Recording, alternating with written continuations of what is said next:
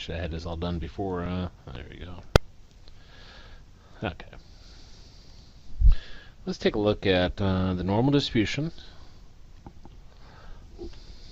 Get my pen to work here. Hello, hello.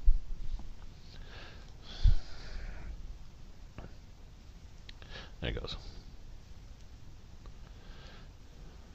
This is the normal distribution. And this will be specifically when we're talking about one of something.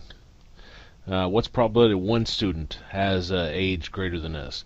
Or you picking one student out, I should say. What's the probability that one book has a number of pages greater than this? You're still picking everything out of random and everything, but you're talking about one whatever. Our first case. If, let me see, x is less than 50. And let's say our mean is 45, and our standard deviation is 5. Well, 50. Less than 50 would be shaded this way. And in order to put it into Excel, you have to have it shaded to the left. So this works out perfect. So I come over here, and this is going to be equals norm dist, and then we'll put in 50. And our mean, which was what, 45, and then our standard deviation, which is 5. Cumulative, that's everything shaded to the left. And that'll give us that as our answer. And this is probability of x is less than 50. Well, let's look at x is less than or equal to 60.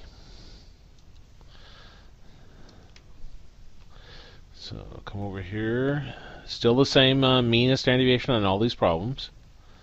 Probability x is less than or equal to 60. Well, when you're saying less than or equal to, less than is shaded this way. Equal to means it includes this line. Well, if you think of the width of a line, this is going to be the exact same as this. So to plug this into your calculator, you're going to find no difference. We'll do norm dist, and then we'll put in 60, comma, our mean, which I don't remember, 45 and 5. 45, and then our standard deviation is 5, and cumulative 1. So again, if you have less than or less than or equal to, doesn't matter in these problems. Well, let's say I have probability that x is greater than 60. Well, graph-wise, here's 60. Greater than or equal to would be shaded this way. Well, Excel doesn't work well with that. It has to be shaded to the left. Well, if I start out with this, our bell curve with everything shaded, and if I subtract off, same curve, here's 60. If I subtract off the what's to the left of the 60, that's going to leave me the area to the right, the probability that x is greater than 60. So we're going to do 1 minus, and then shade to the left of 60. Again, 1 is everything shaded. And then if I subtract off the left side, that'll leave me the right side, which is what I want right from here. So this is perfect for Excel. Everything has to be shaded to the left. So we'll plug that in. So equals 1 minus norm dist, and 60 mean, which was 45 and 5, 45, 5, and 1 for cumulative. And that's going to be probability x is greater than 60. Now I'm not going to do greater than or equal to. I think you kind of get the idea that it's the same as this. But let's do the between case.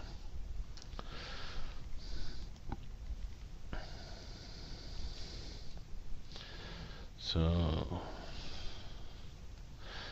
between 40 and 50.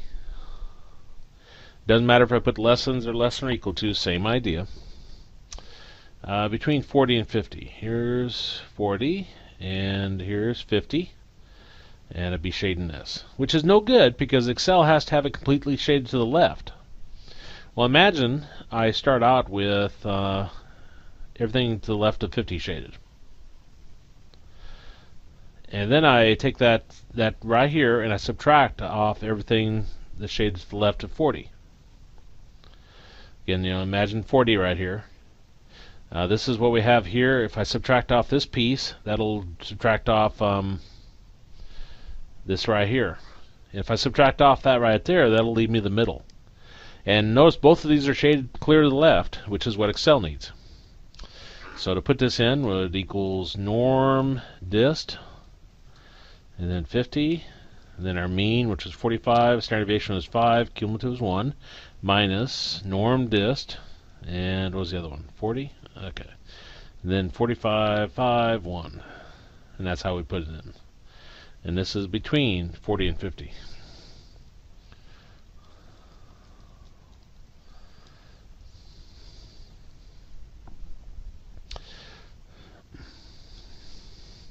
Now, if we're trying to find the 90th percentile, for example, same mean, standard deviation,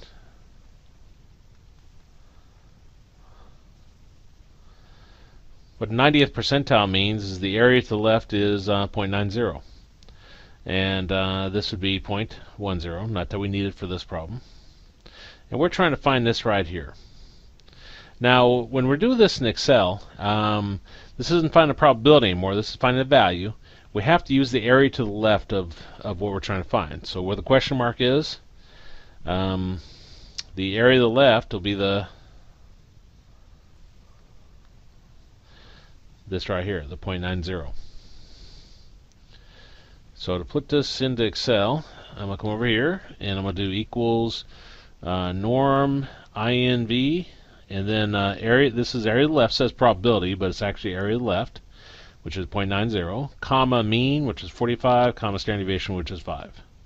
And that would give me that for the 90th percentile.